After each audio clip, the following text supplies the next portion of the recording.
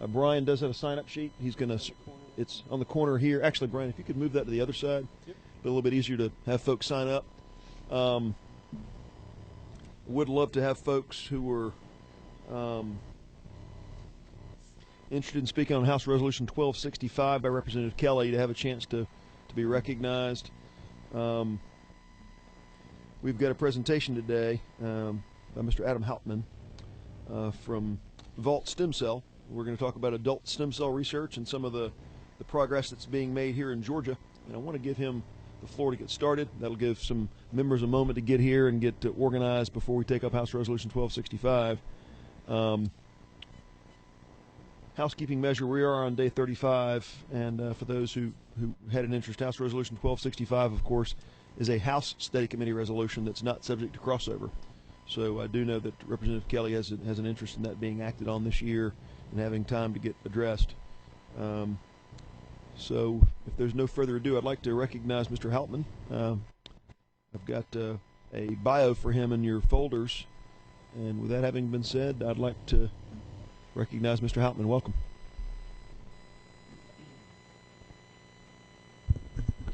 Good afternoon, ladies and gentlemen. Thank you very much for allowing me to be here today to offer some information and some insight into adult stem cell. My background is I'm a serial entrepreneur. I've been involved in the medical space now for the last 10 years, predominantly working with people suffering with diabetes and attempting to help find them new treatments and new opportunities to enhance their life experience.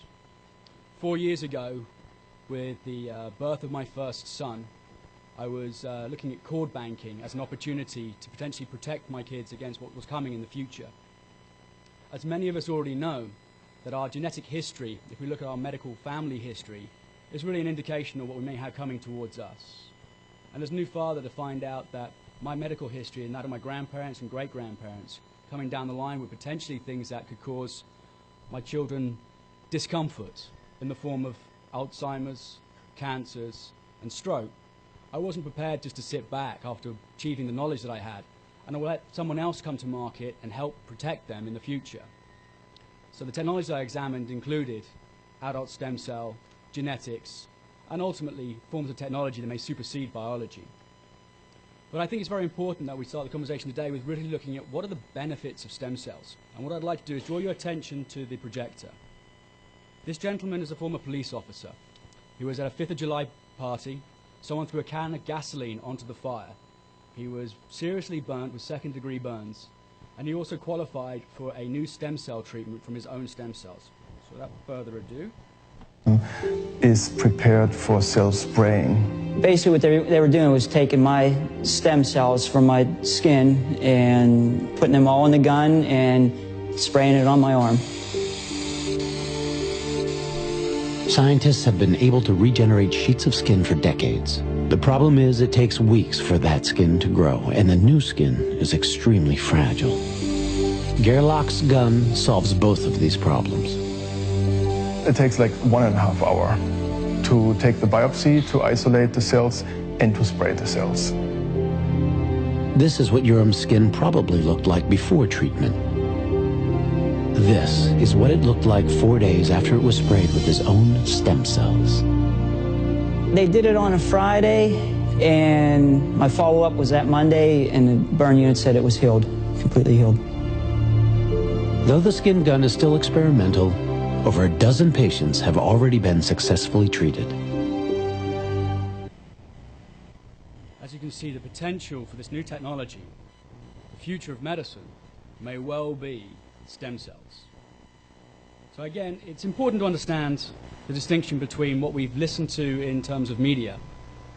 We've had an opportunity to look at and be educated, if you like, about what embryonic stem cells are. That debate actually ended about 10 years ago, but yet we're still stuck with the miseducation.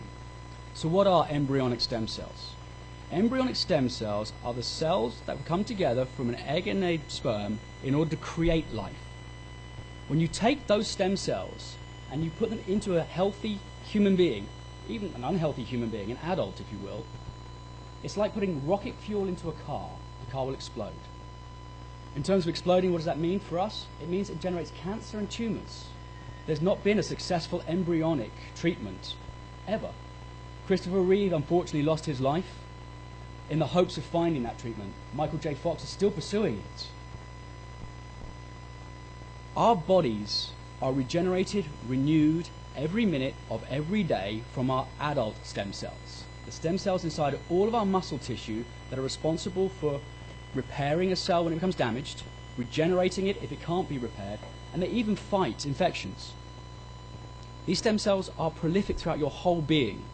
Your bone marrow will produce over 100 million new cells today. As they start to fade and become less effective, we age. So there's multiple ways to collect stem cells, adult stem cells. And the misnomer again being adult. The second you're born, that cell is now considered to be an adult stem cell. The most relevant that we see today is cord banking, which is now part of Georgia state law that you have to educate a new parent on the benefits of cord banking. Well, some of the benefits that go hand in hand with that are also benefits for parents that didn't get the opportunity. It's really, the technology's been around 20 years, but it's only in the last 5 years that we've really seen that technology start to come to its own and people's education become sufficiently strong enough that they want to pursue it. For many of us, we didn't have it. We didn't have it for ourselves, and we didn't have it for the children that we care about, whether our own children or our grandchildren. Adult stem cells are responsible for repairing our bone, our muscles, our cartilage, all soft and hard tissue throughout our bodies. Those stem cells are found in what we consider to be medical waste. So we work with Duke University, and Duke educated us on the fact that dental pulp is a rich source. We can get these stem cells from our discarded teeth, whether it's a primary tooth from a child, or whether it's a wisdom tooth from maybe a teenager or an adult. We can still get access to them. There's over 5,000 clinical trials today for adult stem cells. To give you an indication, there's 26 for embryonic. There's certain groups that still persist. Those 5,000 treatments include everything from cardiovascular disease, Alzheimer's, Parkinson's, diabetes. They include injuries and ailments. We have videos that if anyone would like to see it afterwards, of a young girl at 16 years old that was paralyzed in a car accident. From the neck down, she had no feeling and no movement. She is almost walking again today from utilizing her own adult stem cells. So what do? We store them, we collect them, we work with your trusted medical professional to give you access to them, and then we partner with you throughout your life. As we persist through life, injuries and ailments will come to the forefront. And when they do, if you speak to Volt, one of your care representatives, we'll help you get access to those treatments. Now, unfortunately, through regulation in the United States, we decided that we were number one for research, but we're bottom of the ladder in terms of actual treatments available. We regulated that stem cells, once taken from the human body and allowed to do what they do naturally, which is to proliferate, to grow, to be useful in volume, is considered a drug. Groups out of Japan, Bahamas, Europe, China, to name just a few, adopted the opposite philosophy, that your own cells have no rejection rate. There is virtually no risk. The risk is in quality control. So what they allowed to happen, and Japan has just passed 2 new regulations, is as long as the quality control is there and there's no potential to contaminate your own stem cells, let them do what they do naturally so you can heal yourself. So Japan last year put $1 billion into their economy. They expect stem cell treatment, not research, but treatment, to supersede their auto industry, and they expect to net back over the next 20 years $358 billion. It's a sizable chunk of cash. The Bahamas, being right on our doorstep, decided that they were also going to deregulate and make sure that it was a quality control purpose.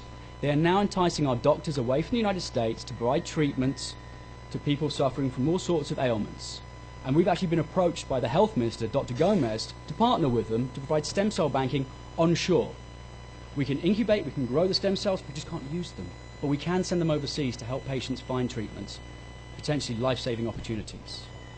The demand is huge. We've done consumer research. 85% of people that know what a stem cell is want access to them. We're a Georgia-based company. We're currently a staff of 8. Over the next 2 years, if our plans evolve the way we would like them to evolve, we can grow to at least 200-300 people. The downside is there's no facilities, private facilities here, commercially available facilities for us, in order to bring this material into Georgia and keep it here. So we're partnering with some of the largest pharmaceutical storage companies in the country but they're all out of state. Over 1 million people have been treated successfully with stem cells today in America, 4,900 clinical trials, 21,000 people spent $500 million last year going overseas. Don't know about you, but I'd love to see that stay here and for Georgia to become one of the leading ambassadors in this technology. We're right at the front for the research with Emory and Georgia Tech, but we're not there for the treatment centers. Over 80 million people currently have some form of cardiovascular disease, of which the highest number of clinical trials are in cardiovascular.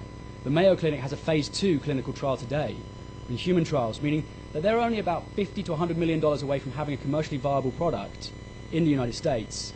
However, that can still take another 13 to 20 years. Stem cell therapies are touted as the future of regenerative medicine, are going to be the future of medicine. We are our best medicine. Almost every ailment that we experience is, beyond being genetic, is experienced because of the aging process. What we look like on the outside is an indication of what's going on inside. If we collect stem cells when we're young and we're healthy, we have opportunities to reset the aging process, and a lot of the ailments go hand in hand with that. Our goals are the same. What we want to see happen is we want to see Georgia take on that leadership role. We've got the researchers here. We have the high-paying jobs and highly intelligent people that are leading the way, but they're having to take the technologies and give it away to somebody else to run and use it. We should be bringing it here. Our citizens need education. We've miseducated them over the last 15 years as to what stem cells are. I say stem cell, they say embryo. We've had to undo that damage. There's education that can happen today to reinforce the future of our tomorrows. We need to protect our first responders. We've seen the video. In 4 days, we could reset the effects of second-degree burns. It's a good highlight of what can be done. It's very visual. It's so deeper reaching than that.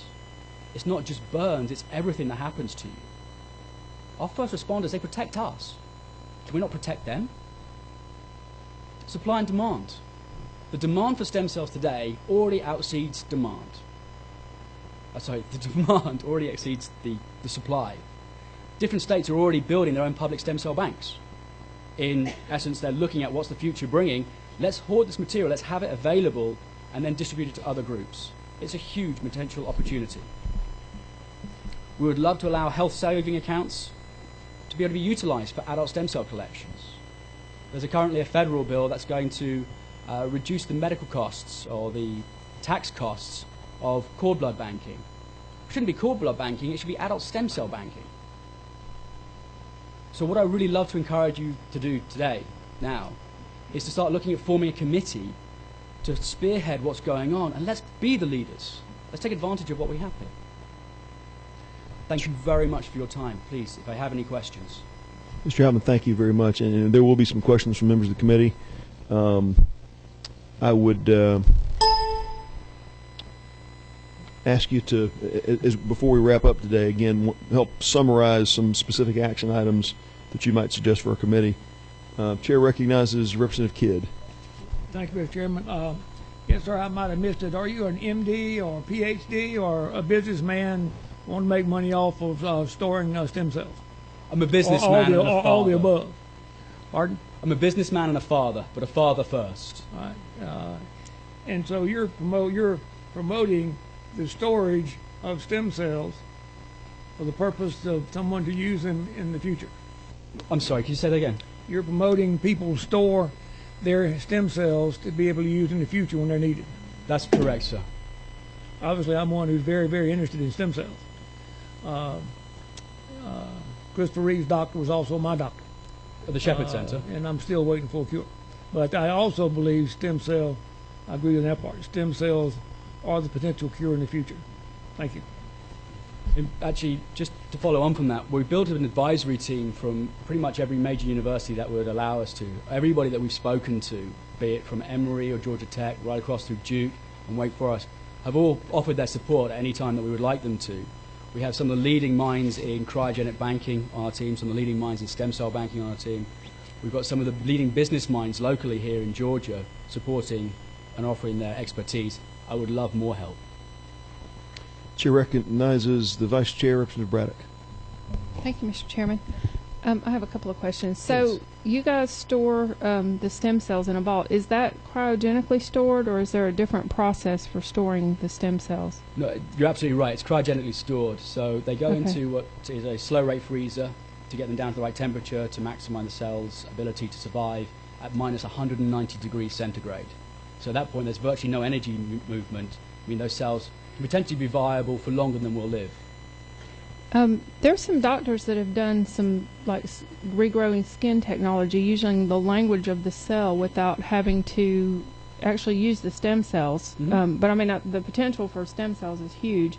But are you familiar with some of the work they've done? I believe you're talking about a technology called induced pluripotency, where they would take a skin punch, and by adding a viral component, that's a patented process, they're able to penetrate the nucleus of the DNA of the cell and flick a few switches in the genes.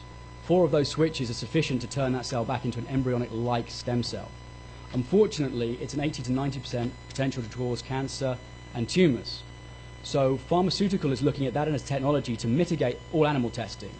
We've heard the term regenerative medicine. Pharmaceutical has taken another step and added a word to it, personalized regenerative medicine. So in the future for one of us, if we should need some form of medication, well, they can grow a little bit of our liver cell, a little bit of brain cell, a little bit of heart cell, and they can test those drugs specifically on those other cell types to see what the ramifications are. Well, this is where they actually unlock the language of the cell without using your stem cells. So they can produce, well, like face creams that are generic, but are supposed to act like because they've unlocked the communication of the cell. It's supposed to act like a stem cell, but it's not really stem cell. Platelet-rich plasma. It's been around for about 25 years. When you have an injury, the thing that happens is the proteins around that injury release the cells around that injury release proteins, which is like us making a cell phone call to the nearest stem cell, hey, come over here and fix me. Mm-hmm. They also have regenerative properties.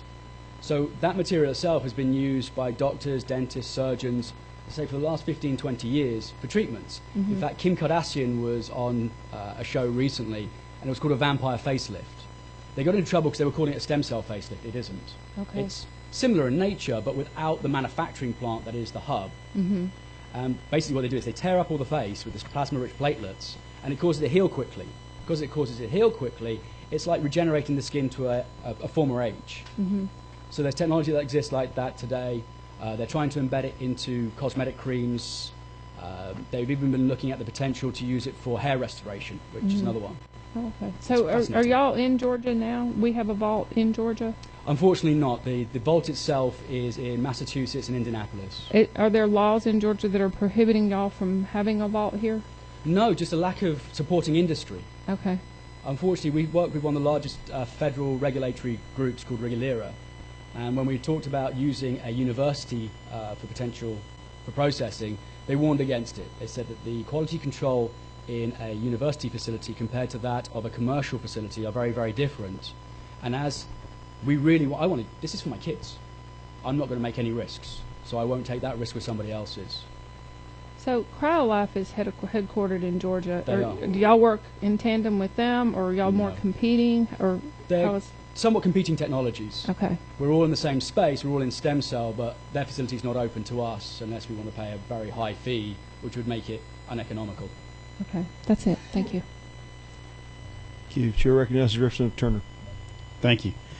Is there any, piggybacking off of Representative Braddock, is there anything legally standing in the way of you continuing on with your business model? Nothing today. Okay. Actually, Scott, Yep. the federal law actually is in the way, because they consider stem cells as when they reproduce in their normal way, they consider that to be a drug. So we need encouragement at a federal level to reduce those restrictions and let it work the way they are doing in some other countries, i.e. the Bahamas, China, Japan. Otherwise, they'll be treating it as a drug, and you'll do all the double-blind clinical controlled studies, and it's really not a drug. It's no different than extracting your current blood and putting the blood back into you later on. It's really the same thing. So it's more of a process rather than, okay. But that is standing in the way. What specific outcomes would you find desirable from a study committee, and what specifically would you want us to or if you had your ideal world, and we put a study committee together, what would you like to see come out of it? Well, I think again, A couple of things. By the way, I'm Bob Schmidt with the Strollo Group and working with Adam at Vault Stem Cell. A couple of things we're looking at: health saving accounts, access to letting people use their health saving accounts for this type of treatment. It is experimental treatment. That would be awesome if we could do that. Obviously, encouraging Congress through resolutions to allow stem cells, not in the bill that's being produced in the House, in Congress, to add all stem cells rather than just cord blood at that point. And then finally, education of the public. Anything that we could get our public health department to do in the state of Georgia to educate on adult stem cell usage and the future would be awesome. So that's what we're looking at. Thank you. Chair recognizes Representative Kidd. Additional question, if I may. Would you not say that the disparity between the number of embryonic type stem cells being researched or tests and the 4,000 other tests is because the federal law does not permit embryonic stem cell tests beyond the lines that were in existence years ago? Georgia has 3 lines, so you can extend that, but you can't go beyond that. Wouldn't you say that's the disparity, so the figures aren't really accurate? it's created a challenge within the industry space. What we're able to do is take these cell lines, and what they're actually doing is they're not using the embryonic stem cell as an embryonic stem cell now. They're letting that stem cell now evolve into an adult stem cell. That's what I'm asking. Isn't it the reason you aren't using those is because the federal government says you can't? Predominantly, that's one of the reasons why it's not available today, is the federal government regulated that no, embryonic stem cells, well, not something they wanted to work with. But for the research and things that we're looking at, they're not necessary to the longevity and health of us as human beings today. We can use our adult stem cells equally well, and in demonstration, the 4,900 clinical trials are all human trials. So we're actually at the stage now where this is becoming commercially viable to start utilizing those cells, as we saw with the fireman and the young lady that was paralyzed. Thank you. Got a question for you, and actually I have a question from Vice Chair Braddock. Thank you. So you said that it would help to have a bill that in Congress that said that you can use all stem cells, but since the embryonic is so controversial, could it not state adult stem cell, cord blood, and the other methods of doing this without and excluding embryonic, because then you're going to get into a big fight that we may not win. Absolutely. So that would be acceptable to... Adult stem cells are what we're actually looking for. Okay, so instead of all stem cells, we said my specified apologies, that would be acceptable? It's Okay. only adult. As I said, there's been 26 clinical trials, and no treatment has come to fruition yet. Okay. Rather focus on something that works, which ends the ethical controversy, and allow us all to move forward with what is the future of regenerative medicine. Yeah. Okay. Thank you. Mr. Hoffman, again, I appreciate your time, and I do want to be sensitive to our committee's time today. It is 4:30, and we do need to be wrapping up here shortly. Describe to us, if you would, and again, so the storage now is happening in Massachusetts. What is, I mean, I make the distinction between inventors and innovators. And inventors come up with ideas, innovators bring them to market, make them commercially viable. You know, as someone who's in the marketplace, what is your business model? In terms of your 8 people and your operation here, could you kind of speak to your value add? Do you connect people who are would-be consumers of stem cells, collect them and store them for them? Or are you sort of an agent for that happening? What is your specific business model for Vault? Sure. Our specific business model is to work with your trusted medical professional today. As I say, the education is the hardest piece. For me to go out there and educate a consumer as to what adult stem cells really are would be very, very challenging. However, we trust our medical professionals when we sit in that chair and they say, you should consider this opportunity, consider this drug, consider this treatment. We're very much open to looking at the evidence and trust their opinions. Our business model right now is to focus on getting involved with every oral surgeon in the state, 168 of them. We've already landed the largest group, so now from that point on, we've got to create what is the sell-through process. It's how do we then engage with the patient inside of their surgery. Once we've accomplished that piece, we now have a model that we can then take US nationwide. There are certain channel partners that we've already highlighted and started preliminary conversations with. Okay. And again, I don't want to put words in your mouth, but I want to be very clear. Sure. So your patient, the patients in question are people who are having oral surgery done. While their oral surgery's going on, you're coordinating with oral surgeons to get some stem cells from these individuals, store them for some potential future use. Is that what you're doing? That's right. We're working with them predominantly at the consult stage. We want them to go off and actually look up stem cells. Go and find the information, and we'll give them a packet. Here's some great sources. You can go to clinicaltrials.gov, type in adult stem cell, and see what you can find that's specific to your family and your history. Don't just go to the mass media sites and look at the word stem cell, because you know what you're going to find. You're going to find all the negative press that sells. Okay. So that's our predominant business model, is to take these trusted medical professionals, give them another string in their bow to help save patients' lives. So you're engaging them to collect stem cells for their patients. Correct. You then process those, store them, and that's the revenue, and the patients pay a fee to your company Yep. to maintain those over time, and you can pull them back and use them if needed. That's right. It's about $12 a month to then maintain that sale for as long as you want with no contract basis. Okay. Good. Any other questions from members of the committee? Mr. Smith, you wanted to kind of help wrap up for us and kind of put about a 45-second bow, if you could, on the policy side. Again, thank you for your time today, and certainly Adam's company is really on the cutting edge of medicine, and what we're looking for is to obviously prevent roadblocks that could come up in the future, specifically like we're looking at in Congress and with what's happening in the FDA. If we could eliminate that roadblock and be able to use all adult stem cells rather than just cord blood, that'd be fantastic. It really would vault us forward. Secondly, Georgia has the opportunity to be a leader here and to start doing things in this state that we can't do or haven't done. Obviously, getting a company here that has a cryogenic lab that Adam's company could use would really facilitate that. And so that's really where we're at this point.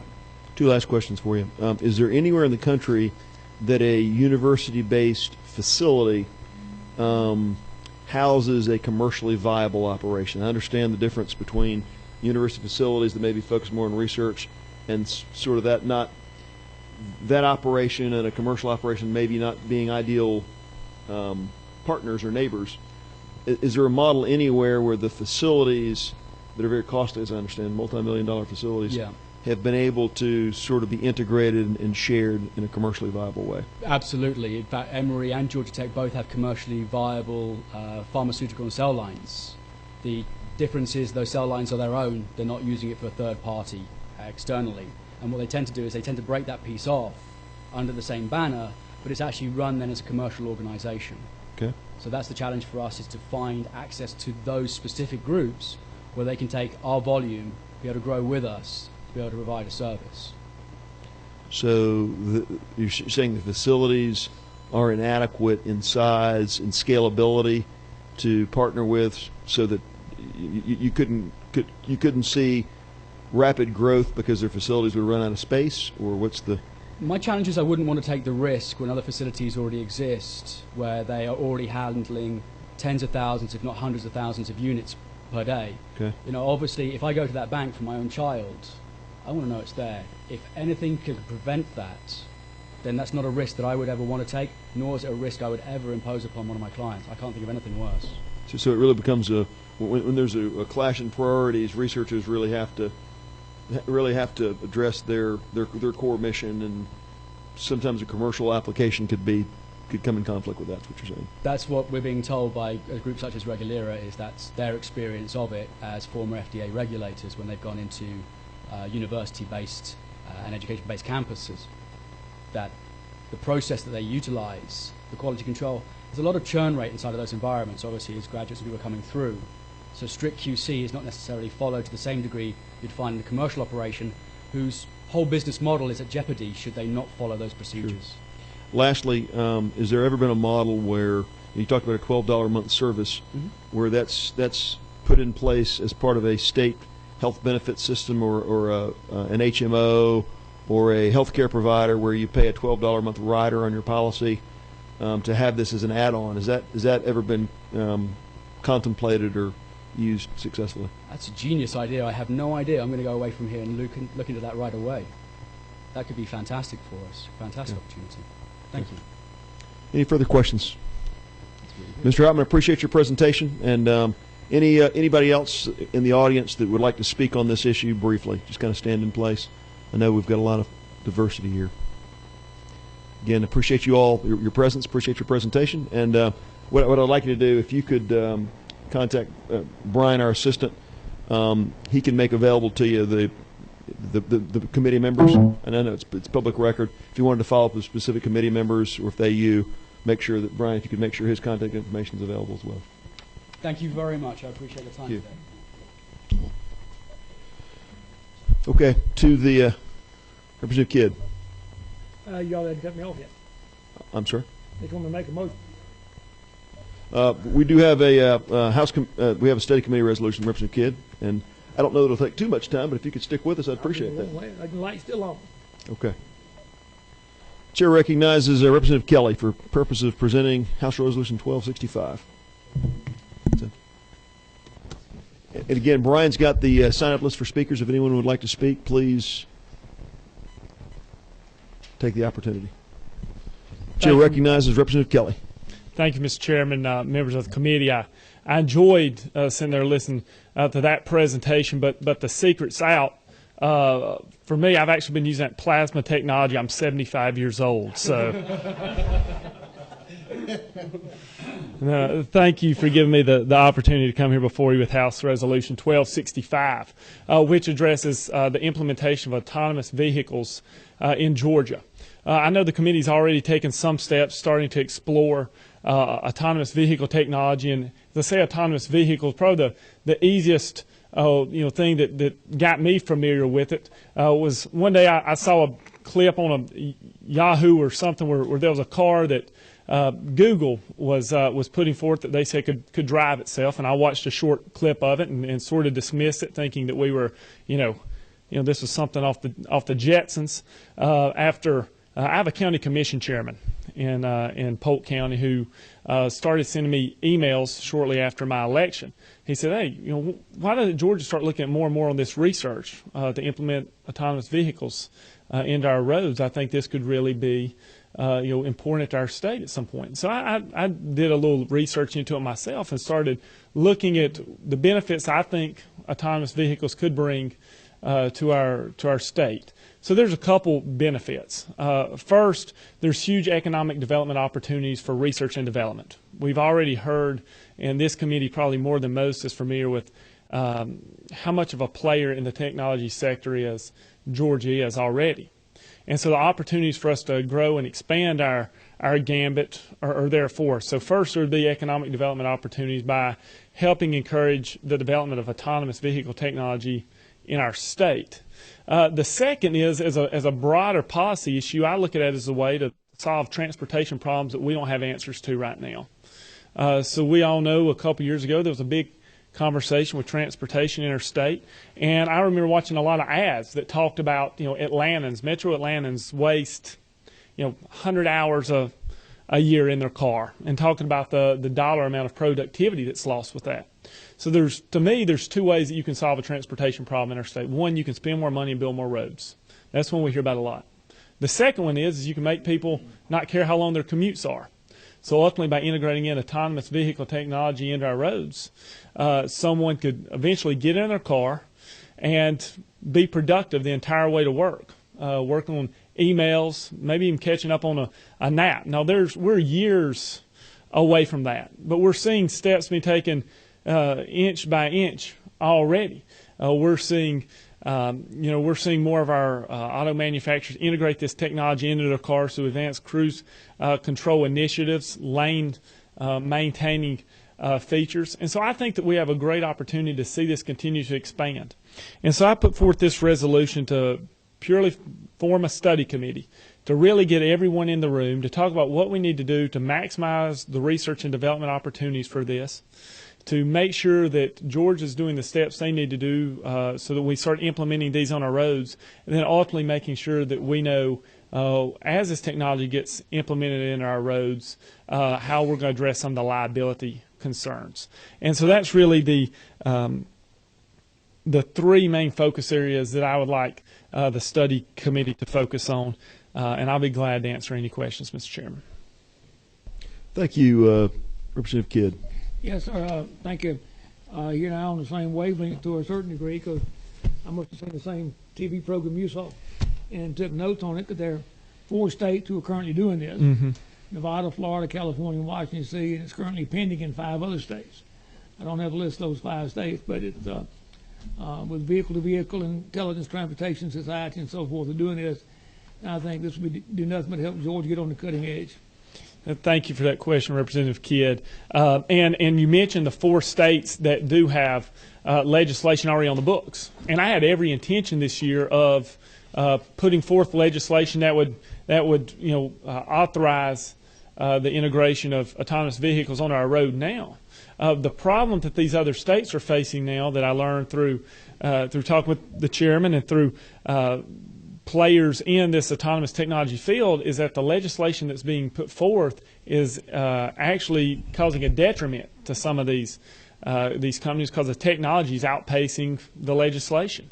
That by the time the legislation gets on the books and the rules and regulations get developed, they've already had technology that steps above and beyond that. So that's really why I wanted to just move forward with a study committee this year in hopes of maybe getting together with everyone for legislation in the future. Anything further? Yeah, to that point, Representative Kidd, and I appreciate your words on that, Representative Kelly. We last spring got involved in a number of presentations, meetings, had a sort of an informal working group I was a part of through part of the fall. And what became apparent was that the states who've jumped out on to pass legislation really have the potential to limit themselves with the framework they put in place. As it stands today, an autonomous or semi-autonomous vehicle that's operated with a licensed operator behind the wheel doesn't require any legislative action at all. We can do that today.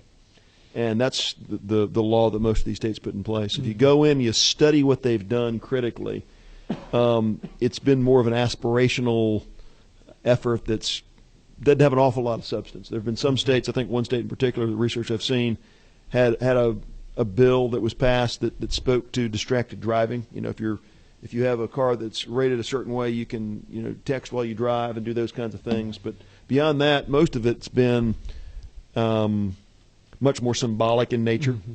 And I think if you look across new technology that's come online, whether it's through policymaking, whether it's through technology in the last 25 years, sometimes the early adopters, to get something passed, have to enact restrictions that really bind them and hold them in place when the technology moves on. That's what we don't want to do. I think if we were to pass a law that said you've got to have a licensed operator behind the wheel and all the conditions we expect today, that becomes an impediment to the innovation I think that can come. And I think that's why we're looking to not do driverless car 1.0, but driverless car 2.0 or 3.0, and really be on the cutting edge so that when the technology emerges, our law has already paved the way for it to be able to operate. That's really where we're looking to be. I won't mention the company, had a large global technology company that's very involved in this space come to me and said, if we pass a law in Georgia, it's going to hurt us. Don't do it. And I took that very seriously.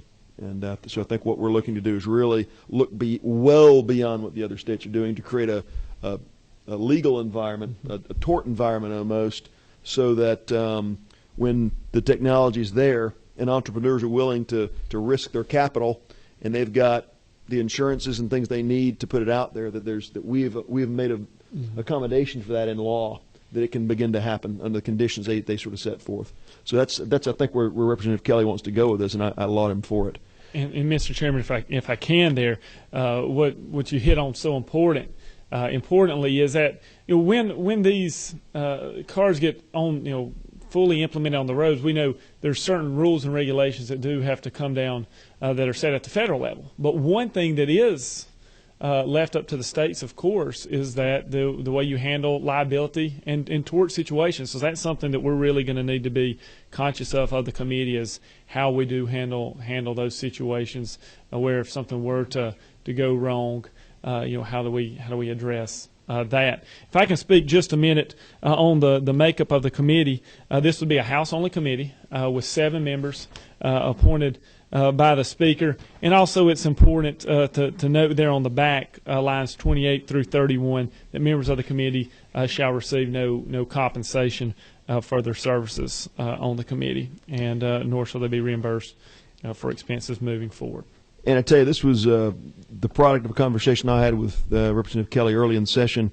At the appropriate time, the chair would entertain an amendment to this where it says not compensation, to insert up to 3 days of per diem, because I think that's more consistent with other study committees.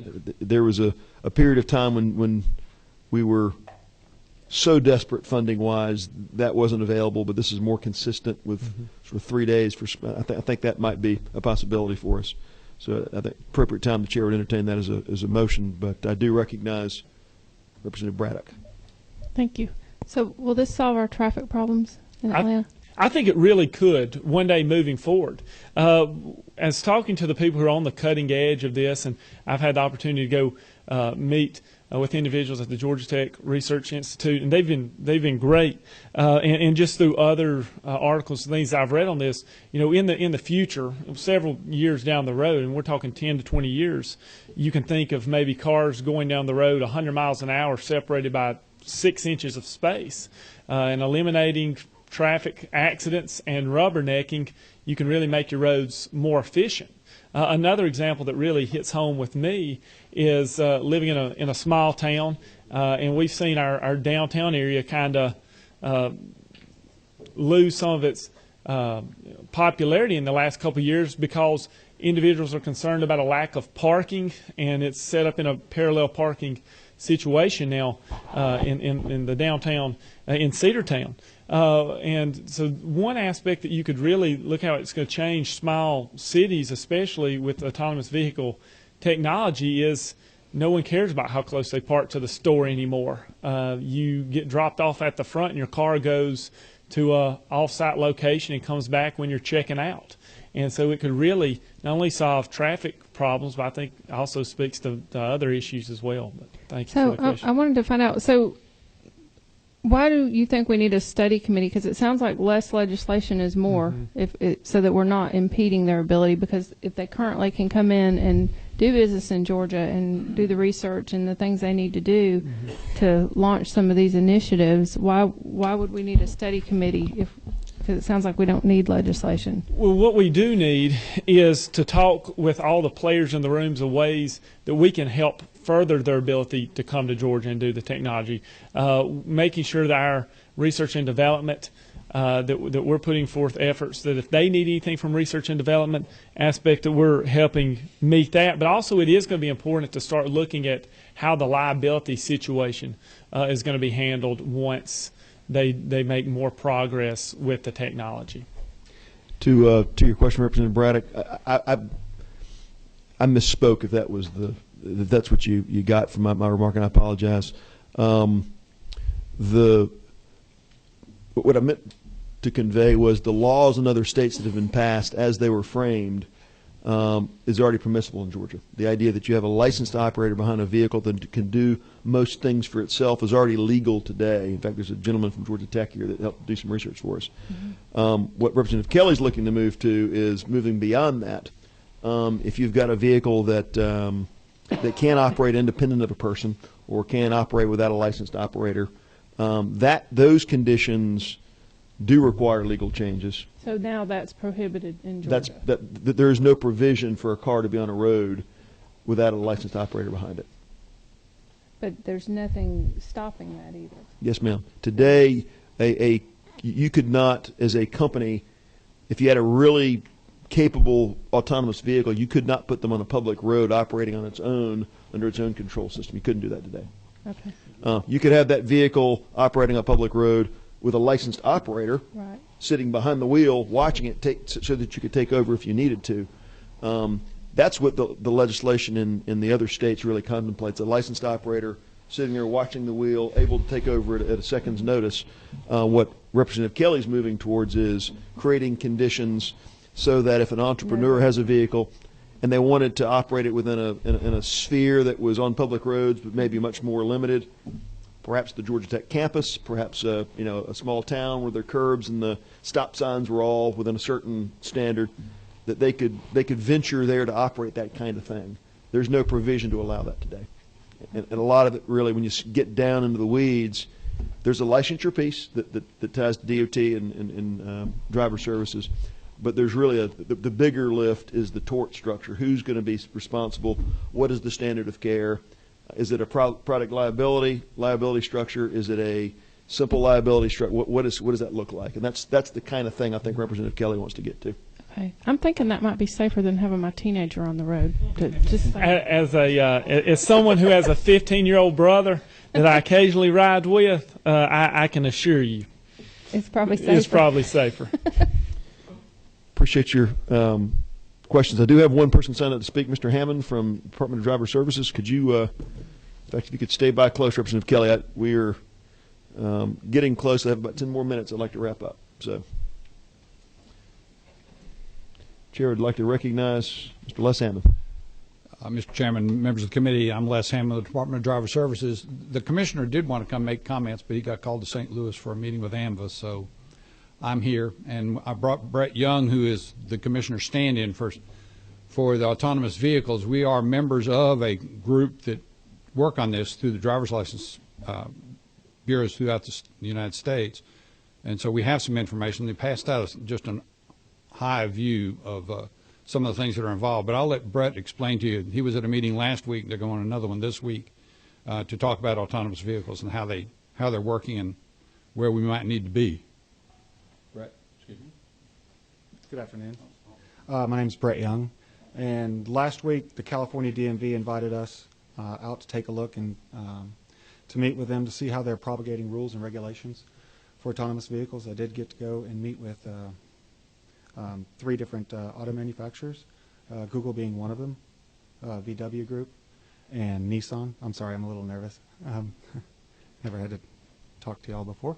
I did get to ride in the Google vehicle, their brand new generation, which are the Lexuses. I also got to see the technology at Audi. They have an A7 there. That was last year's model. Their current A8, which would be, and I'm sorry, I didn't go to the previous meetings with y'all, but of all the levels, they have a level 3 vehicle right now. And it's in Germany right now. It'll be debuting at this Consumer Electronics Show in about 9 months.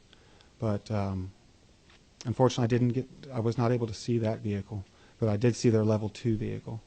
And the technology is here, and it's just very fascinating, very fascinating. The technology with Google can actually determine bicyclist hand signals and predict where that bicyclist is going to go. I mean, it's that exact, within 2 centimeters of where they're going to be. They did talk about the testing environment.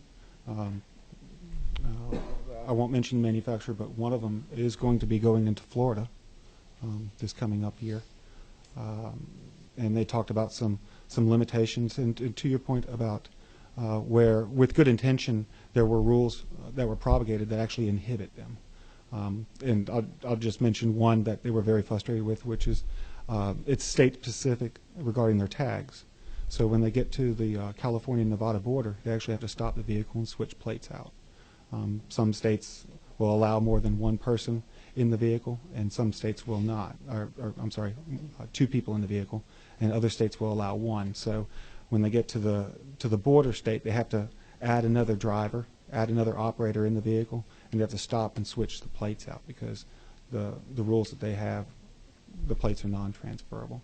But I don't know, I think you would be very impressed with the technology that's out there, and it's coming very, very soon. Very soon. Since you're a first-time spectator of this, could you give us some specifics? I know I've seen a video Right. We weren't able to bring it to committee where elderly gentleman in the 70s gets into a car and it takes him to the grocery store. Yes. And he's blind, and it actually works for him. Okay. Could you speak to, and again, level 3 being largely vehicle control with a couple provisions, level 4 being completely autonomous. Right. Could you speak to where we are on the spectrum right now, maybe the cutting edge, Okay. and what you see the timeline being in transitioning to, say, a level 4 truly Right. unoccupied vehicle? There, the gentleman that you saw, and I forgot his name, but he's actually the director for Center for the Blind in San Jose, California, and he's in a Google vehicle. Those vehicles have to have advanced mapping when they're out, so they are quite limited into where they can go. But if they are in an environment to where it has been properly mapped, it is. They claim it's a level 4. It's a full, complete vehicle right now. All right, now it has a little washing machine on the top of the as VW Group said, it's a little washing machine on the top of the car. But as far as a vehicle that you would buy, and these were all prototypes. There is a level 3 vehicle, okay, and just let me back up. A level 3 vehicle would allow you to pretty much drive point to point, but at about 10% of the situations, it's going to recognize that where it thinks it is, it's conflicting with its database. So, say you're entering a construction zone and there's cones up, it's going to count down and it's going to ask you to take control of the vehicle because it's unaware, it's unsure of the environment. Level 4 is the Jetsons, completely hands off. A level 3 vehicle could be on the streets in 3 years. There is a level 3 vehicle out there. I missed it by that much. They sent it to Germany, but the technology is there and it's evolving very, very quick. I'm sorry, did I answer your question? That's fantastic. That's great answer. Right. I do have a question for you. What's the cost of upfitting something? If you were to buy a $30,000 Prius, right. What's the upfit cost to get it prepared to be? And I know they're prototypes now, but about what does it cost to do it? Their target, one of the manufacturer's targets, is $10,000 more on the initial, and this is a higher end luxury vehicle. Okay. $10,000 more at the start, with the goal being within 3 years after that, $1,000 to $2,000 more. Okay. I'm sorry. Super. Chair recognizes Representative Braddock for a question. Okay. So the biggest issue is not with the technology at this point. It's with the databases and the maps of roads. So it's not telling you to turn on a road that doesn't exist or down a one-way street the wrong way. I think those are the biggest impediments right now to getting to a level 4 vehicle, aren't they? Well, different manufacturers have different interpretations of where the future is going to be. Okay, we talked about vehicle to vehicle and vehicle to infrastructure technology briefly here, which is your car communicating with the road. Some of the manufacturers don't necessarily agree with that. They believe that the vehicle should be fully independent of the infrastructure and other vehicles, because if you are in a situation where 1% of the infrastructure isn't marked, then you're still going to have a reoccurring issue. So almost every manufacturer that I went to, they want to be independent of infrastructure and anything else. This would be the car being able to go off-road on a road that it has never been on, and to be able to drive in those conditions. But there are certain factors right now that they're concerned about. Weather. They use a LiDAR system, so inclement weather can impact that system. And there's just some, they're in R&D. They're in research and development right now. Any further questions? No, that's it. Thank you. Mr. Young, it's a pleasure having you. I tell you what, I'd like to do maybe when we get out of session, a working group, whether it's to the study committee. I certainly, the study committee will have some limited membership, but I as a chair, would be glad to approve any committee days for members to kind of be part of this as well, on top of what Representative Kelly's doing. I'd love to get into the weeds because I think the details matter. Right. I think this point about smart car, dumb infrastructure is important. I don't think smart infrastructure is a really sustainable approach to this. Any last parting thoughts you've got for us? I'll just say this: since I've been researching and I'm on the AMVA committee for this, and until I actually saw those vehicles on the interstate driving me around, I did not believe that they could do this. But when they enter the interstate and it's completely hands-off, fully integrated into the car, just as you would imagine the original manufacturer to do so. We were on an interstate headed south in California, and a vehicle was passing us on the left-hand side, and I was in the Google car with the dome on the top. So, and it says self-driving car right on the car. So everybody is staring at us, and the car to our right started to veer towards us, and we could feel the car slowly go to the left. And then when the car that was to our left passed us, without us doing anything, the car just completely slowed down and let both cars proceed forward. And it's just really exciting. One of the manufacturers has the technology for biosensing. So if it senses a medical condition, it can pull you over to the side of the road and notify medical assistance. So it's coming. It's already here. So. Representative Duggan. Mr. Chairman, at the appropriate time, I want to do a motion and a few amendments. Thank you. What's the pleasure of the committee? I'd like to move due pass, but also offer a few amendments, Mr. Chairman. Okay. I've got a due pass recommendation pending some amendments. Do I have a second? I have a due pass and a second. Representative Duggan, do you have any amendments to offer? Yes, sir. First, on line 4, the request of the author, where it says without the direct active control, and talking to some industry, the best way to say that is without any control. So we strike the direct active and replace with any. Okay. That's number 1. Are there any questions? Yeah. Okay. Do you have more to the amendment? Yeah, well, I can make it one big amendment. Make if it you'd one like big to. amendment, Yeah, please. why don't we do that? Continue with the amendment. The request of the chair, I think it's a good idea. On line 29, strike no compensation and insert up to 3 days per diem. Okay. And the last piece is the last line 35 to change December 1st to December 31st. So the committee shall stand abolished on December the 31st. last day of the year. Okay. Yep. Any questions on the proposed Duggan amendment? Could we strike the part about expenses being reimbursed if per diem technically is an expense reimbursement? No, it's not. I think it's differently.